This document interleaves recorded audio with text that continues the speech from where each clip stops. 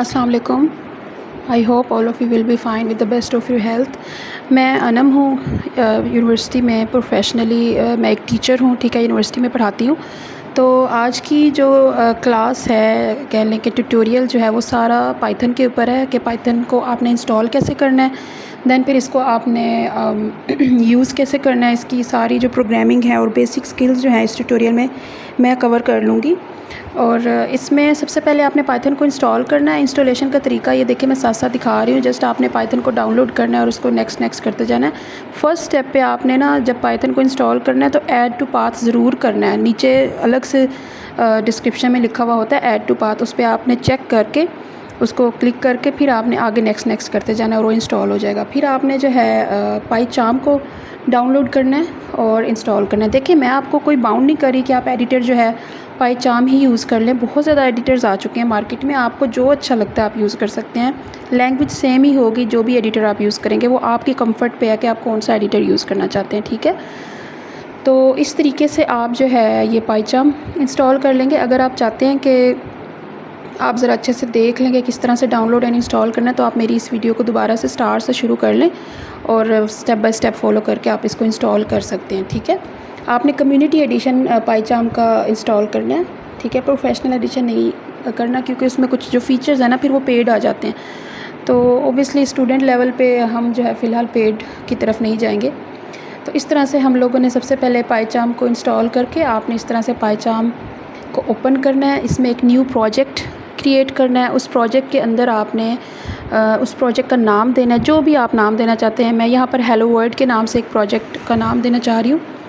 तो देखिए ये मैंने हेलो वर्ल्ड लिखा है और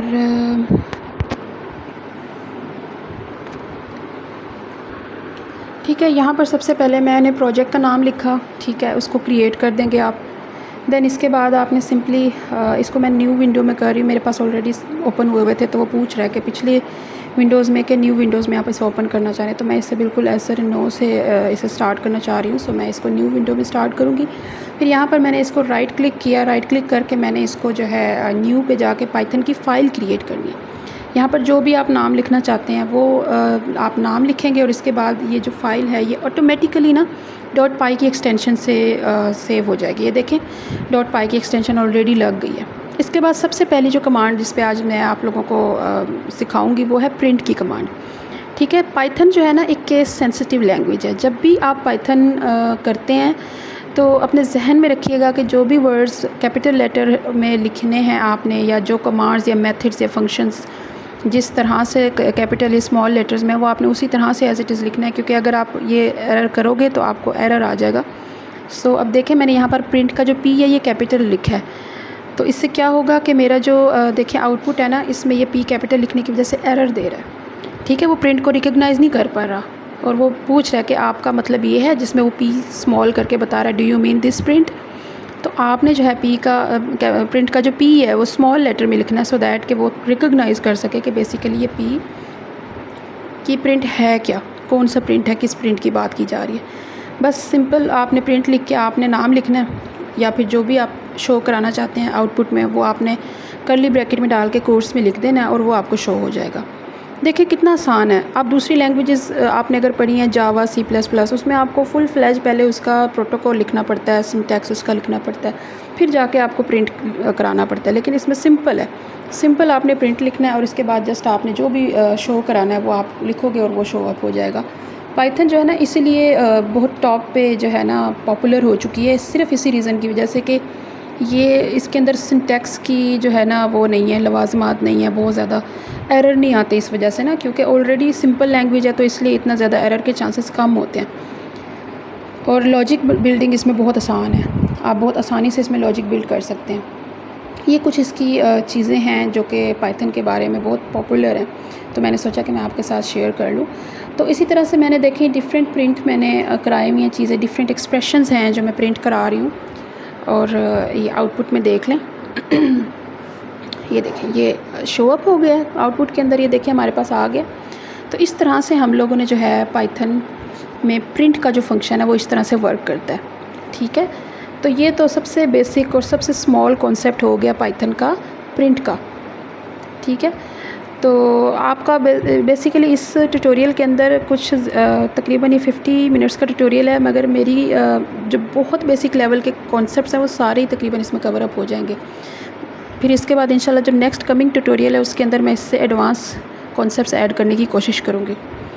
अच्छा, अब दूसरा जो कॉन्सेप्ट है वो हमारे पास होता है वेरिएबल का। वेरिएबल के बारे में शायद आपको पता होगा कि वेरिएबल एक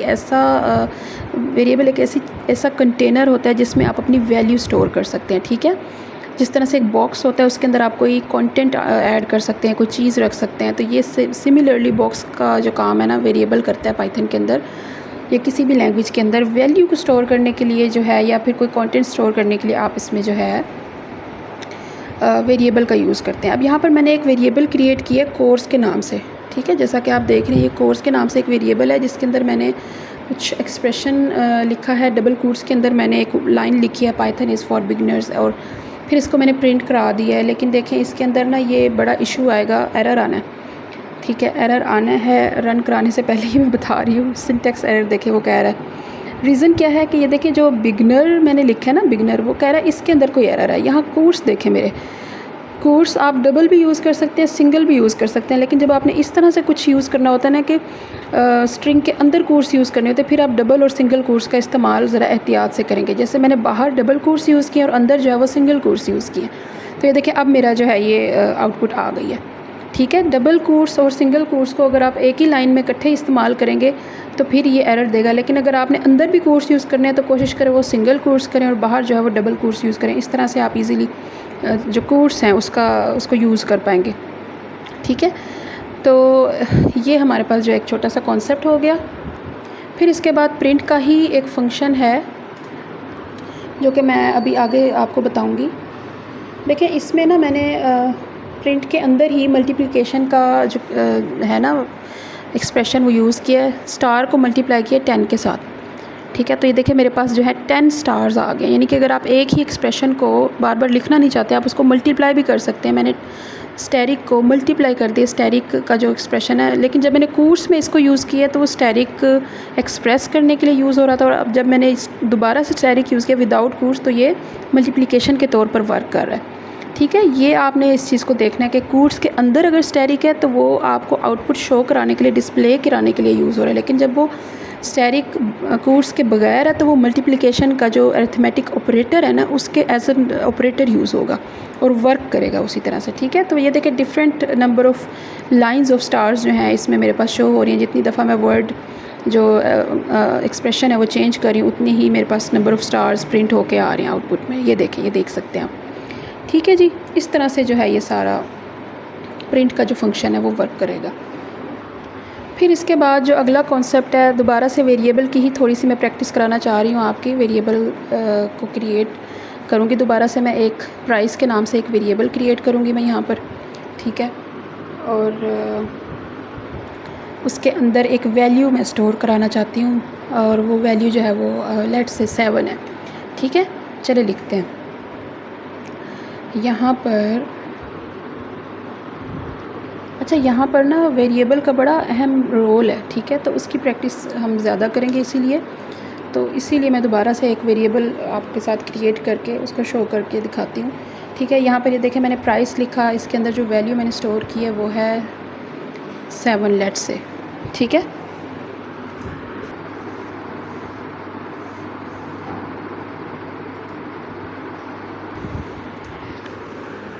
ये मैंने वैल्यू जो है 7 इसके अंदर स्टोर करा दिया। प्राइस जो है हमारे पास बॉक्स है, और 7 जो है उस बॉक्स के अंदर पड़ा हुआ मटेरियल है। ठीक है, तो जब भी हमने 7 यानी कि उस मटेरियल या कंटेंट को कॉल करना है या हमें ज़रूरत होगी तो हम उसके बॉक्स को उठाएंगे ना सबसे पहले, फिर उसके अंदर से हम जो कंटेंट है वो उठा लेंगे। तो इस तरह से अब मैंने इसको प्रिंट करा दिया।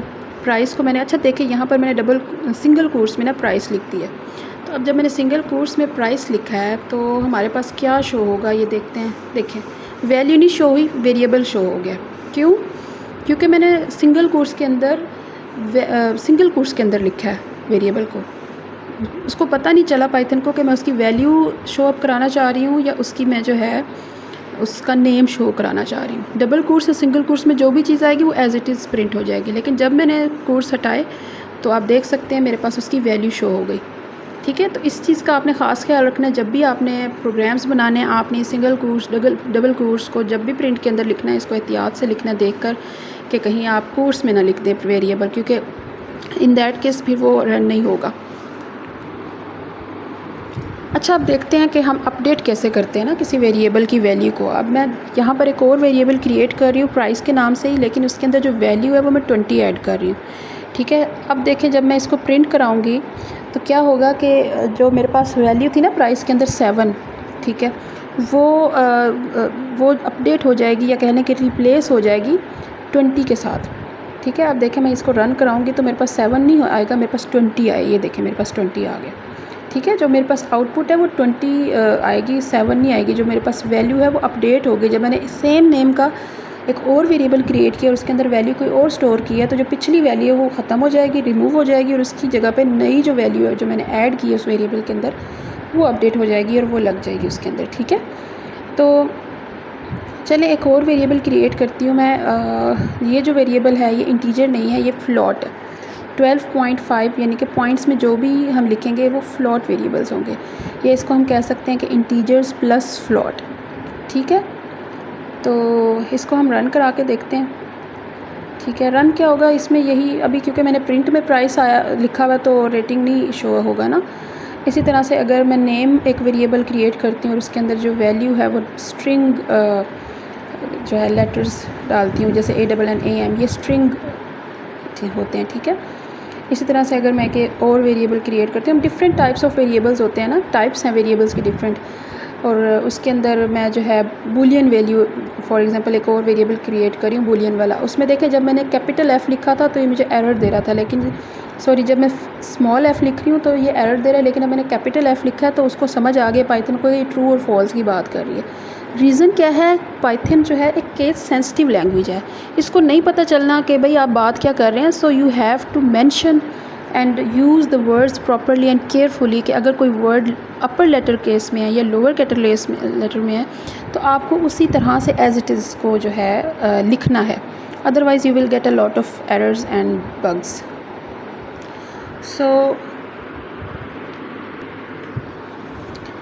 ठीक है। तो ये जो हम सारे के सारे जो वेरिएबल्स हैं ना ये फ्यूचर में यूज़ करेंगे, इनकी आप फ़िक्र ना करें, क्योंकि अभी इनको यूज़ करने के लिए मुझे कोई ख़ास सिनेरियो और जो है कंडीशन क्रिएट करनी पड़ेगी, उसके अंदर फिर ये यूज़ होंगे।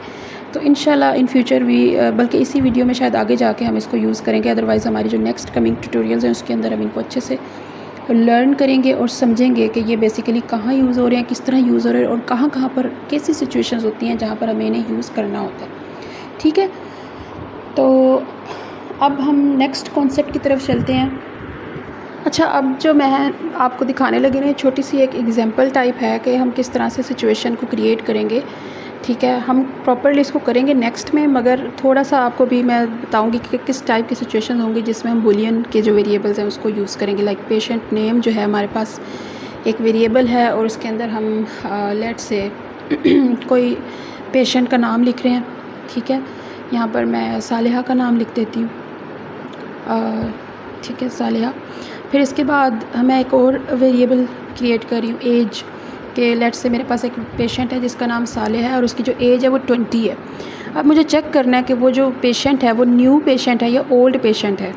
ठीक है। तो वो कैसे चेक होगा कि मेरे पास उसका रिकॉर्ड में डाटा पड़ा होगा तो ही मैं चेक कर सकूँगी ना कि वो न्यू पेशेंट है या ओल्ड है। तो फिर मेरे पास जो आउटपुट है उसमें वो ट्रू और फॉल्स में हमारे पास जो है वो रिज़ल्ट दे देगा ना।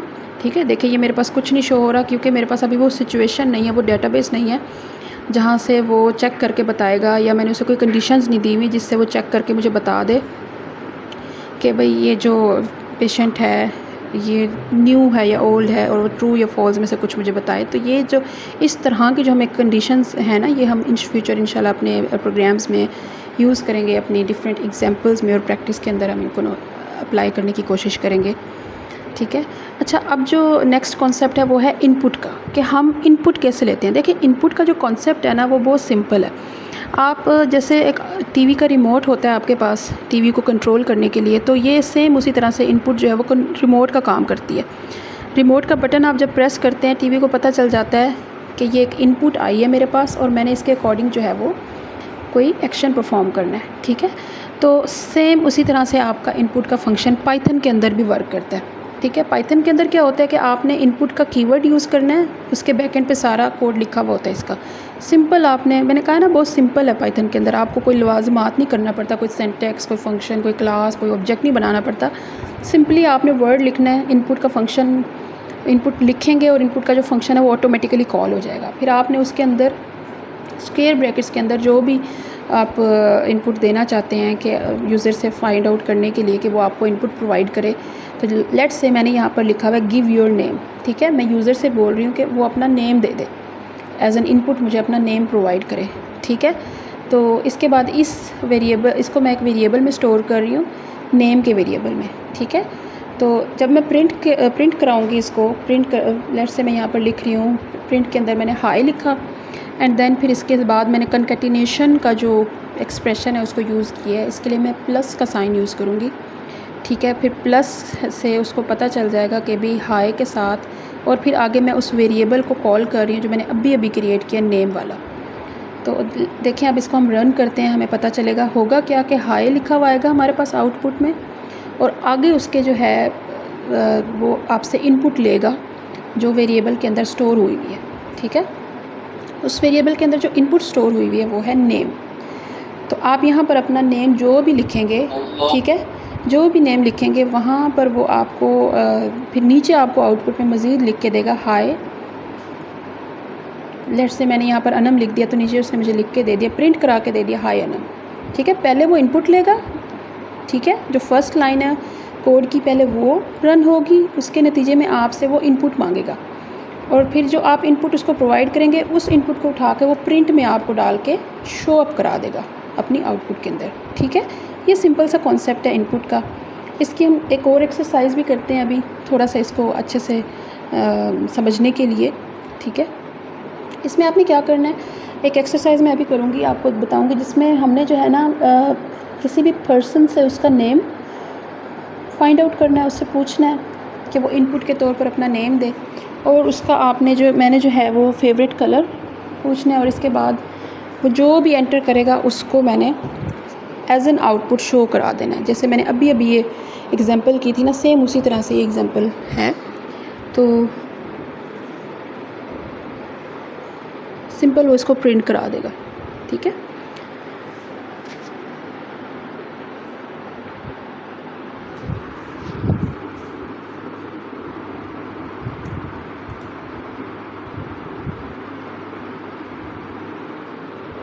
तो इसके लिए सबसे पहले मैंने क्या करना है कि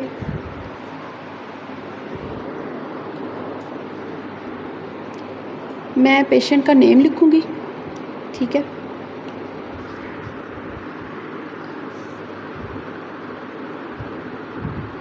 और वो जो नेम है वो इनपुट के तौर पर लूँगी मैं कि वो खुद एंटर करे। तो इसके लिए मैं इनपुट का फंक्शन कॉल करूँगी। ठीक है, उस फंक्शन को जब मैं कॉल करूँगी तो वो क्या होगा कि उसका वो जो भी पेशेंट कलर एंटर करेगा वो कलर मेरे पास प्रिंट में शो होगा। अभी मैंने देखे इनपुट का फंक्शन मैंने कॉल किया। स्पेसिस का आपने बहुत ख्याल रखना है, जहाँ स्पेसिस की ज़रूरत है वहाँ दें, जहाँ नहीं है बेशक ना दें, लेकिन जहाँ ये इस तरह के छोटे छोटे नीचे अंडरलाइन होके आ जाता है तो वो बता रहा होता है आपको कि कोई गड़बड़ है यहाँ पर, तो उसको ज़रा देख लिया करें, नहीं तो फिर आपको बाद में मसला आएगा। यानी कि आपको ना छोटे मोटे एरर आते रहेंगे, फिर आप कहेंगे कि ये छोटे मोटे एरर क्यों आ रहे हैं, क्योंकि ये छोटी छोटी चीज़ें हैं जो कि आपको चेक करनी पड़ती हैं जब आप कोड लिख रहे होते हैं स्पेसिफ़िकली ना। अच्छा, यहाँ पर देखें ये प्रिंट आगे मैंने इसमें इनपुट के तौर पर मैंने उससे फेवरेट कलर पूछना है, जो भी वो फेवरेट कलर अपना बताएगा फिर नीचे वो कलर शो हो जाएगा, मतलब, और साथ में वो लिखा आ जाएगा कि योर फेवरेट कलर या फेवरेट कलर इज़ दिस। ठीक है, देखें उसने ब्लू एंटर किया, मैंने ब्लू एंटर किया तो नीचे लिखा आ गया फेवरेट कलर ब्लू। अच्छा, ये देखें ब्लू इसके साथ बिल्कुल अटैच हो गया, स्पेस नहीं है, क्योंकि मैंने ऊपर जो डबल कोर्स है ना उसमें मैंने स्पेस नहीं डाली, इस वजह से वो, आप देखें मैंने यहाँ स्पेस ऐड किया तो ये मेरे पास प्रॉपर्ली लिख के आ गया फेवरेट कलर ब्लू। ठीक है, इस तरह से आपने जो है इनपुट को लेना है, उसको शो कराना है। ठीक है, देखें ये चीज़ें वो हैं जो हमें आगे बहुत ज़्यादा काम आएंगी। अभी ये बिल्कुल छोटा सा कॉन्सेप्ट लग रहा है, लेकिन जब आपने बड़े बड़े प्रोग्राम लिखने हैं, बड़े बड़े प्रोजेक्ट्स रन करने हैं, तो वहाँ पर आपके लिए बहुत मसला बनेगा कि ये क्या मुसीबत है, एरर क्यों आ रही है वो। अच्छा, नेक्स्ट जो हमारे पास कॉन्सेप्ट है वो है कोर्स का। हम डबल कोर्स भी यूज़ कर सकते हैं, सिंगल कोर्स भी यूज़ कर सकते हैं, ट्रिपल कोर्स भी यूज़ कर सकते हैं। यहाँ पर देखें, मैंने एक वेरिएबल के अंदर ट्रिपल कोर्स के अंदर एक लाइन लिखी है, ठीक है, और नीचे फिर उसको प्रिंट करा दिया। तो ये देखें मेरे पास वो तीनों लाइंस जो हैं as it is, hi how are you, hope all of you will be fine, thanks, as it is जो है मेरे पास वो आउटपुट में शो हो गई है, ठीक है। ट्रिपल कोर्स के साथ मैंने ये काम किया। तो आपने कोर्स को भी यूज़ करते हुए थोड़ा सा एहतियात करनी है। आप डिफरेंट कोर्स यूज़ कर सकते हैं, बस आप लोगों ने देखना है कि वहाँ एरर ना आ रहा हो। जहाँ पर एरर आ रहा है ना, तो वहाँ पर आप कोर्स की जो अलाइनमेंट है उसको ज़रूर चेक कीजिए, ताकि वहाँ पर आपको जो है कोई मसला ना आए रन करने के टाइम पे, ठीक है। इसके बाद इनपुट हो गया, प्रिंट का फंक्शन हो गया, कोट्स हम लोगों ने कर लिए। ये बहुत बेसिक लेवल के कॉन्सेप्ट्स हैं जो हम लोगों ने अभी तक कवर किए हैं। फिर इसके बाद जो अगला कॉन्सेप्ट है वो हमारे पास क्या है कि वो कॉन्सेप्ट हमारे पास है इंडेक्सिंग का, ठीक है। इंडेक्सिंग में क्या होता है कि हमारे पास एक लाइन ऑफ स्ट्रिंग है, ठीक है। उसके अंदर हमने अगर कोई एक वर्ड प्रिंट कराना है या कोई बीच का कोई वर्ड प्रिंट कराना है या फिर सर्च करना है कि ये वर्ड जो है इस स्ट्रिंग के अंदर प्रेजेंट भी है कि नहीं, तो उसके लिए फिर हम इंडेक्सिंग का कॉन्सेप्ट यूज़ करते हैं। इंडेक्सिंग जो है उसमें सिंपल है कि आपने, जैसे यहाँ पर मैंने एक वेरिएबल क्रिएट किया कोर्स के नाम से, पाइथन फॉर बिगनर्स, उसके अंदर ये स्ट्रिंग ऐड करी है और नीचे जो है मैंने यहाँ पर प्रिंट करा दिया उस कोर्स को जो कि मैंने क्रिएट किया था एज अ वेरिएबल, ठीक है। अब देखिए यहाँ पर मैं इंडेक्सिंग दे रही हूँ कि मेरे पास जो ज़ीरो है ना, यहाँ पर ये देखिए हमारे पास इंडेक्सिंग पता है कैसे स्टार्ट होती है। पी जो है इसका इंडेक्स नंबर 0 है, Y1, T2 और इस तरह से 3, 4, 5, 6, ठीक है। इस तरह से हमारे पास इंडेक्सिंग चलती है। तो अब मैंने क्योंकि नीचे इंडेक्स नंबर 0 लिखा है तो हमारे पास P लिख कर आ जाएगा। P जो सबसे पहला इंडेक्स पे पड़ा है ना लेटर, या कह लें कि स्ट्रिंग के अंदर जो सबसे पहला लेटर पड़ा है, 0 इंडेक्स का मतलब है सबसे पहला इंडेक्स नंबर, वो हमें शो हो जाएगा। अब मैंने -1 लिखा है तो ये हमें सबसे लास्ट वाला डिजिट दे रहा है, लास्ट वाला जो लेटर पड़ा है S, ये उसको दे रहा है। लास्ट वाला जो है वो माइनस में आपके पास शो होगा और स्टार्ट वाला जो है वो +0 से स्टार्ट होगा, ठीक है। ये हमारे पास इंडेक्सिंग का कॉन्सेप्ट है। ये हम लोगों के छोटे छोटे कॉन्सेप्ट्स हैं जो हम लोग आगे अपने छोटे छोटे प्रोजेक्ट्स के अंदर यूज़ करेंगे, या जब हमारे पास बड़े बड़े प्रोजेक्ट्स होंगे उसके अंदर से हम लोगों ने चीज़ें सर्चिंग करनी होंगी, फाइंड आउट करनी होंगी, तो जस्ट इस एक कमांड से हमारा काम हो जाया करेगा। इस तरह से देखें, अभी मैंने -2 लिखा है तो हमारे पास जो है क्या शो होगा, R, क्योंकि -1 जो है वो S लेटर के लिए था और -2 जो है वो लेटर R के लिए यूज़ हो रहा है, ठीक है। इस तरह से हम लोग इंडेक्सिंग को यूज़ करके डिफरेंट लेटर्स को शो अप करा सकते हैं आउटपुट में, या फिर उनको अगर फाइंड आउट करना चाहते हैं तो इस तरीके से हम फाइंड आउट कर सकते हैं कि इस इंडेक्स पे जो है ये लेटर प्रेजेंट है भी या नहीं, ठीक है। अब एक और तरीका है कॉलन का। जब हम बीच में कॉलन लिख देते हैं तो वो उसका मतलब ये होता है कि अब जैसे मैंने यहाँ पर 0 लिखा है और कॉलन लिख के मैंने 3 लिखा है, ठीक है। तो वो मेरे पास 0 से लेकर 3 इंडेक्स तक जितने भी लेटर्स हैं ना वो दे देगा, लेकिन जो थर्ड इंडेक्स है ना वो नहीं शो होगा, ठीक है। जो लास्ट वाला इंडेक्स है, इंडेक्स नंबर पे जो भी लेटर पड़ा है वो शो नहीं होगा।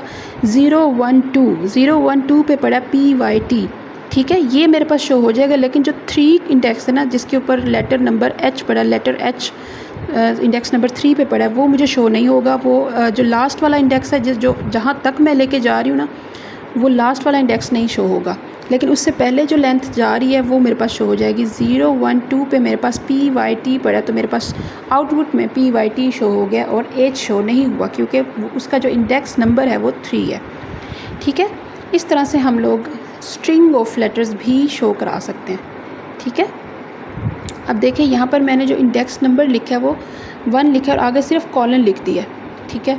तो आपके ख्याल में यहाँ पर क्या मेरे पास आउटपुट आना चाहिए?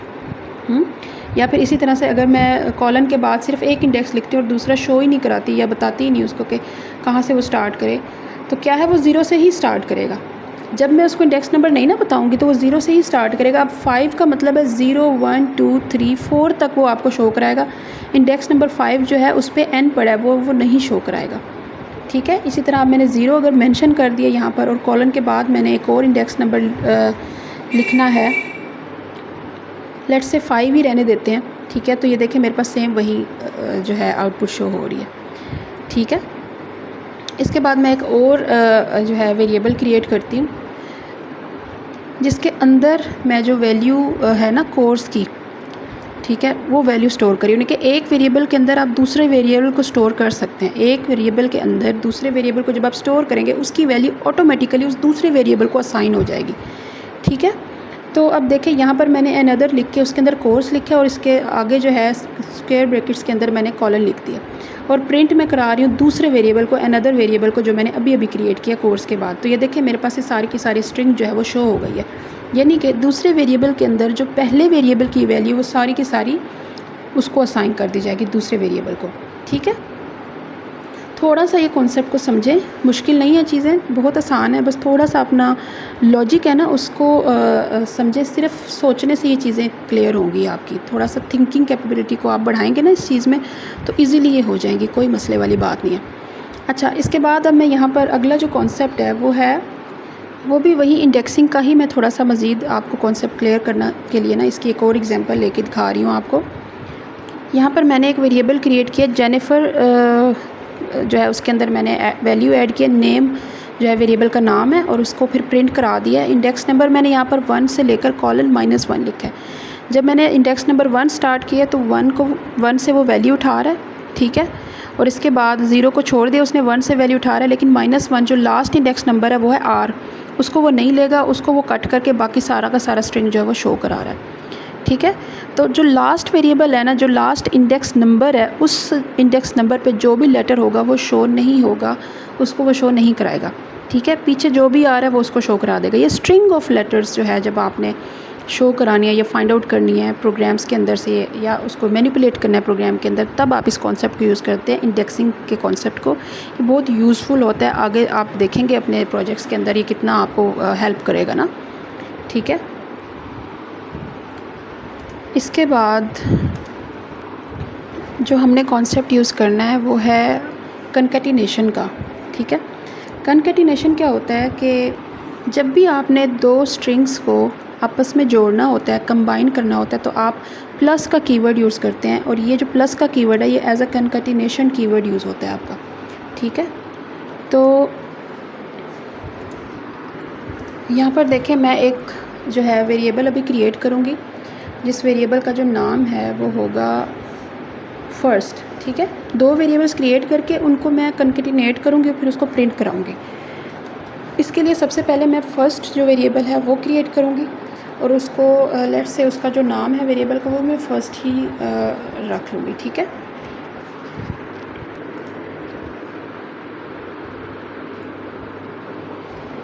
तो यहाँ पर ये first is equal to quotes में मैं यहाँ पर नाम लिख रही हूँ जॉन, ठीक है। एंड फिर इसके बाद मैं एक सेकंड वेरिएबल क्रिएट करूँगी, और उसका जो नाम है वेरिएबल का वो लास्ट में रख रही हूँ, ठीक है। और इसके बाद मैं इक्वल टू का साइन के साथ उसको वैल्यू असाइन करूँगी उस सेकंड वेरिएबल को, ठीक है। इसके बाद अच्छा, ये आप इसको कर्ली ब्रैकेट्स लगाने की ज़रूरत नहीं है, सिंपल आप बस ये कोर्स में नेम लिख दें तो ये वैल्यू इसको असाइन हो जाएगी ईज़िली, ठीक है। इसके बाद मैंने क्या करना है, कनकैटिनेशन करनी है, इन दो वेरिएबल्स को कनकैटिनेट करना चाह रही हूँ मैं, ठीक है। उसके लिए फिर मुझे एक और वेरिएबल क्रिएट करना होगा, जिसका नाम मैं यहाँ पर लिख रही हूँ। बल्कि मैं आपको फ़िलहाल थोड़ा सा बता दूँ कि मैं शो क्या कराना चाह रही हूँ। मैं यहाँ पर शो ये कराना चाह रही हूँ कि जॉन जो है लिख के आगे मैं स्मिथ लिख के, ठीक है। इसके बाद मैं लिख रही हूँ इज़ अ कोडर। ये मेरे पास आउटपुट में शो होना चाहिए। मैं चाह रही हूँ मेरे पास इस तरह की जो वर्डिंग है ना वो आउटपुट में शो हो जाए, प्रिंट मेरे पास होके आ जाए।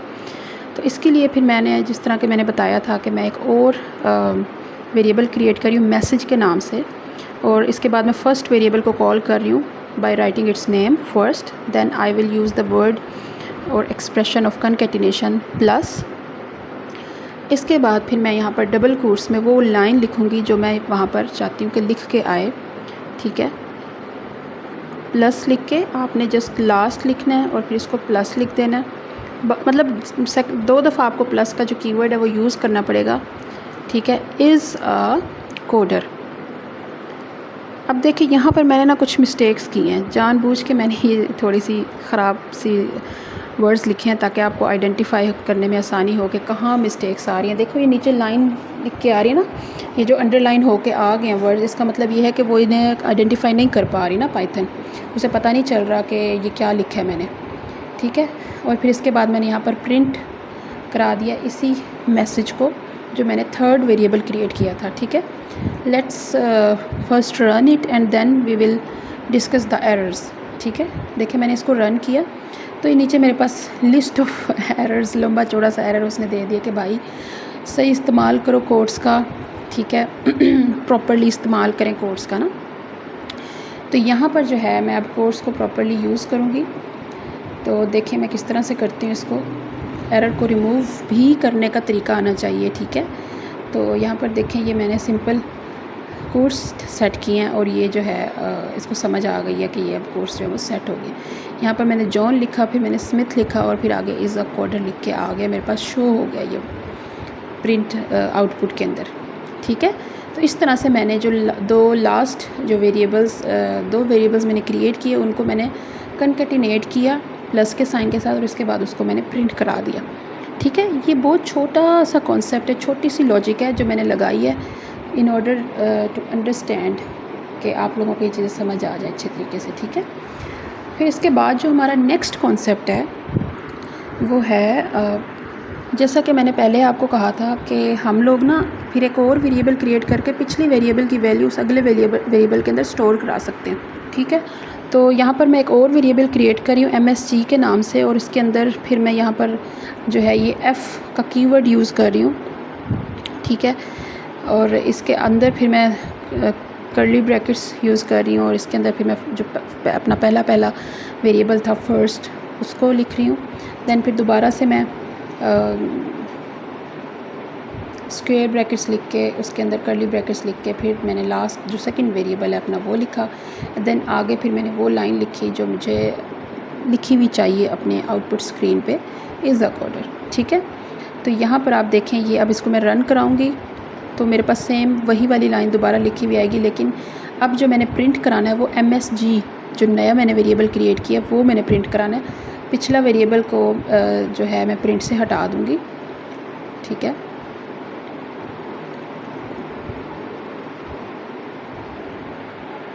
ये दोनों जो है ना मैसेज और MSG मैसेज दोनों ही एक ही तरीके से हमारे पास जो आउटपुट है वो शो कराने के लिए यूज़ होंगे, एक ही उस पर तरीके पे वर्क करेंगे, ठीक है।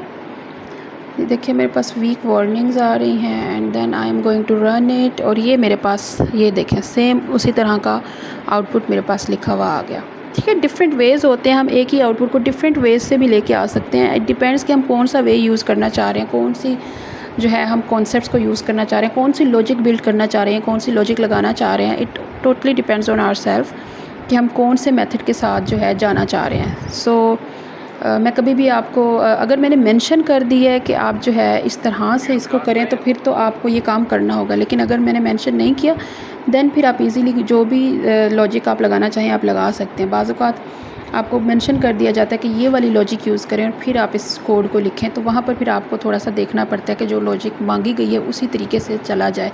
अगर कोई चीज़ कोई कंडीशन जो है वो नहीं पूछी जाती तो फिर आप जिस तरह मर्ज़ी लिख सकते हैं, जो मर्ज़ी अपनी मर्ज़ी से आप लॉजिक डेवलप कर सकते हैं। तो इसके बाद जो हमारे पास नेक्स्ट कॉन्सेप्ट है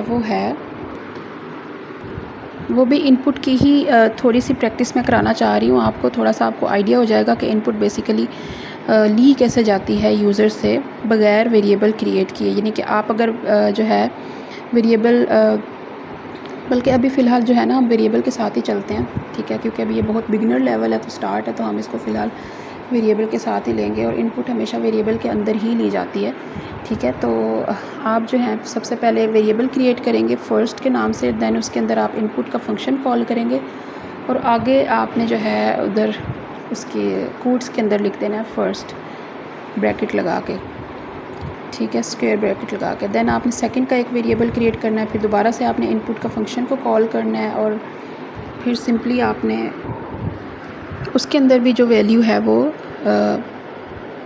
एंटर करनी है। बेसिकली अब जो है ना हम ये कैलकुलेटर बना रहे हैं, कि आपका जो कैलकुलेटर है ना वो सम का फंक्शन परफॉर्म करें। मैं इस तरह का एक कैलकुलेटर बना के दे रही हूँ आपको, जो सिंपल सम का फंक्शन आपको करके दे दे। ठीक है, तो उसके लिए सबसे पहले हम 2 वेरिएबल क्रिएट करेंगे, उसके अंदर वो इनपुट जो वेरिएबल्स हैं उनको इनपुट लेनी चाहिए। ठीक है, तो वो इनपुट लेंगे एंड देन फिर उस इनपुट को लेके प्लस करके आपको रिज़ल्ट में शो करा देंगे कि आपकी जो इनपुट थी उसके नतीजे में प्लस करके जो आंसर है वो आपको आउटपुट में शो करा दें। ठीक है, तो इस तरह से हमारे पास ये जो 2 वेरिएबल्स हैं ये वर्क करेंगे और हमारे पास एक सिंपल लेवल का बेसिक कैलकुलेटर प्रिपेयर हो जाएगा। ठीक है, तो देखें ये हमारे पास सबसे पहले मैंने फ़र्स्ट का एक वेरिएबल क्रिएट किया, उसके अंदर फिर इनपुट ली, फिर सेकंड एक वेरिएबल क्रिएट किया, उसके अंदर भी मैंने इनपुट लेनी है। ठीक है,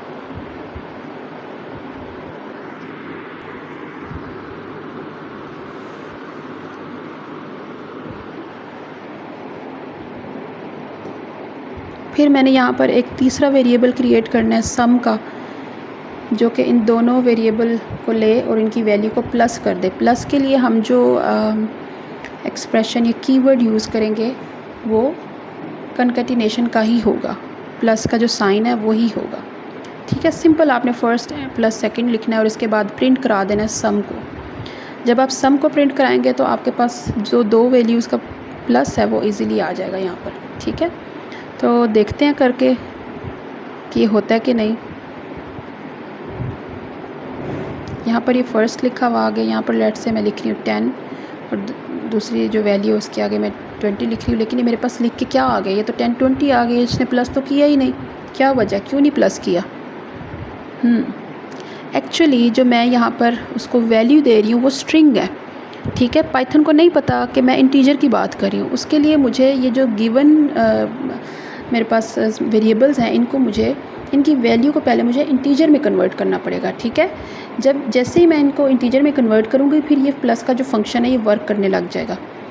ठीक है, तो इसके लिए जो मैं सबसे पहले जो काम करूँगी वो ये करूँगी कि इनको कन्वर्ट करूँगी, स्ट्रिंग की जो वैल्यू है इसको इंटीजर में कन्वर्ट करना होगा, ताकि वो जो इंटीजर की वैल्यू यूज़र इनपुट दे वो उसको रिकॉग्नाइज़ कर सके। ठीक है, तो उसने अभी फ़िलहाल क्या किया कि स्ट्रिंग को प्लस कर दिया स्ट्रिंग के अंदर, इसलिए वो आपके पास 10 20 लिखा हुआ आ गया, प्लस नहीं हुआ फंक्शन। ठीक है, तो हमें अगर हम चाहते हैं कि इंटीजर के जो है ये फंक्शन प्लस करे, तो इसके लिए हम इसको इंटीजर में कन्वर्ट करेंगे, इंट लगाएंगे दोनों वेरिएबल्स के साथ सैम के अंदर, ताकि ये रिकॉग्नाइज़ कर सके पाइथन के भाई ये इंटीजर है। ठीक है, अब देखिए मैं दोबारा से इसको रन करती हूँ और आपको ये करके दिखाते हैं। यहाँ पर मैंने 10 लिखा, यहाँ पर मैंने 20 लिखा एंड देन जब मैंने एंटर किया तो ये मेरे पास देखिए उन्होंने प्लस करके दे दिया। ठीक है, सो इट्स सिंपल। अब यहाँ पर मैं देखें डिफरेंट करती हूँ, यहाँ पर मैं फ्लोट वैल्यू लिख रही है और नीचे मैंने 20 लिखा है तो मेरे पास एरर आ गया लंबा चौड़ा। इस केस में आपको उस वैल्यू को कन्वर्ट करना पड़ेगा। फर्स्ट की वैल्यू में अगर आप फ्लोट देना चाहते हैं तो फिर उसको आपको पहले फ्लोट में कन्वर्ट करना पड़ेगा। जहाँ आपने इंट लिखा हुआ था यहाँ आपको पहले फ्लोट लिखना होगा। ठीक है, ये देखिए फ्लोट लिखा हुआ आ गया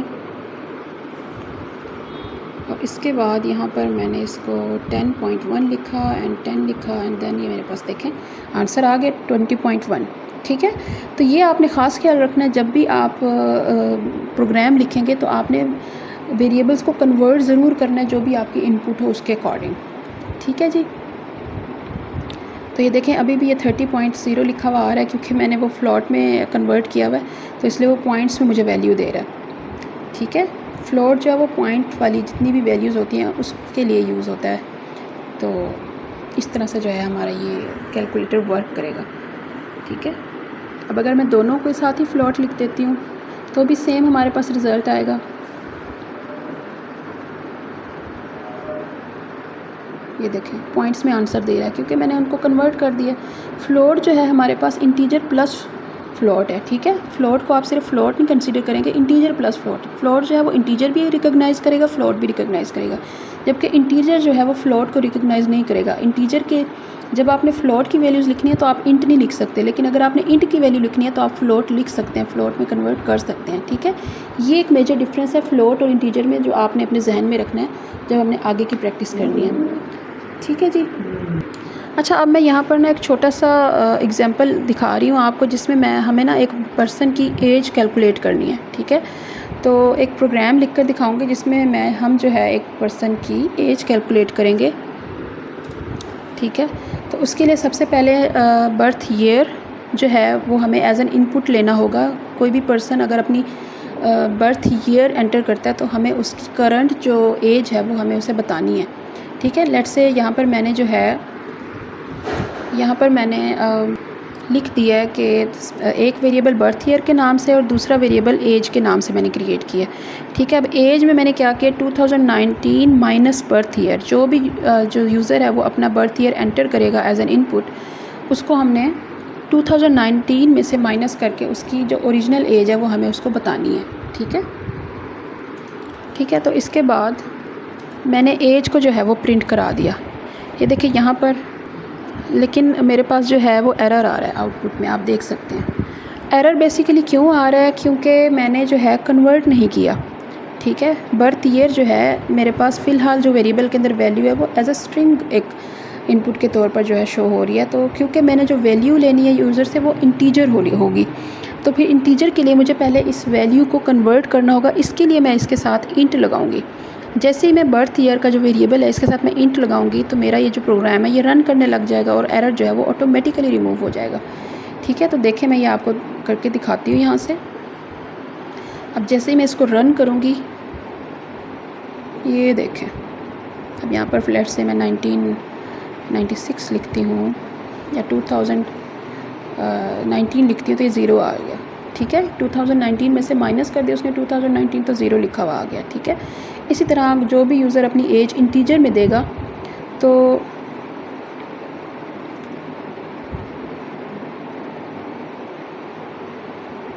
ओके, हाँ, तो जो भी यूज़र अपनी इंटीजर में नेम देगा, ठीक है, इंटीजर में जो भी वो वैल्यू देगा वो हमारे पास कन्वर्ट होके माइनस होके उसकी जो एज है वो 2023 में से माइनस होके वो एज आ जाएगी, ठीक है। तो इस तरह से हम जो है एक सिंपल प्रोग्राम लिख सकते हैं किसी भी यूज़र की एज फाइंड आउट करने के लिए, ठीक है। ये हमारे पास कुछ छोटी सी एग्जांपल्स थी जो हमने अभी तक जितने भी हमने कॉन्सेप्ट्स लर्न किए हैं उनको यूज़ करके जो है हमने ये एग्जांपल्स की हैं, जिसके अंदर हमने डिफरेंट कॉन्सेप्ट्स को यूज़ भी किया है, ऐड भी किया है, उनकी प्रैक्टिस भी की है, ठीक है। तो नेक्स्ट जो प्रैक्टिस है वो हम कर रहे हैं कि किसी यूज़र से उसका वेट फाइंड आउट करें हम आईबीज़ में, यानी कि एलबीज़ में, और फिर उसको कन्वर्ट करके हम केजी में जो है उसका वेट बताएं। तो इसके लिए भी सेम वही मेथड है, सिंपल। आपने एक वेरिएबल क्रिएट करना है वेट के नाम से और उसके अंदर इनपुट लेनी है यूज़र से, ठीक है। और इसके बाद हमने जो है एक नया वेरिएबल क्रिएट करना है वेट इन केजी, और फिर उसके अंदर जो है हमने वो फार्मूला लगा देना है, ठीक है, जिसके अंदर हम वेट इन आईबीज़ को हम मल्टीप्लाई कर देंगे, ठीक है। इसके बाद क्योंकि मल्टीप्लिकेशन के लिए हम स्टैटिक का कीवर्ड यूज़ करेंगे, इसको मल्टीप्लाई कर देंगे 0.45 से और सिंपल फिर इसको प्रिंट करा देंगे वेट केजी का जो सेकंड वेरिएबल हमने बनाया उसको। जब हम प्रिंट कराएंगे और इसके बाद हम फिर इसको रन कराएंगे, जैसे ही हम इसको रन कराएंगे हमसे जो है वो यूज़र इनपुट मांगेगा, ठीक है। तो अगेन यहाँ पर भी हम एक छोटी सी कन्वर्जन करेंगे, ठीक है, अदरवाइज़ फिर हमें सेम एरर मिलेगा।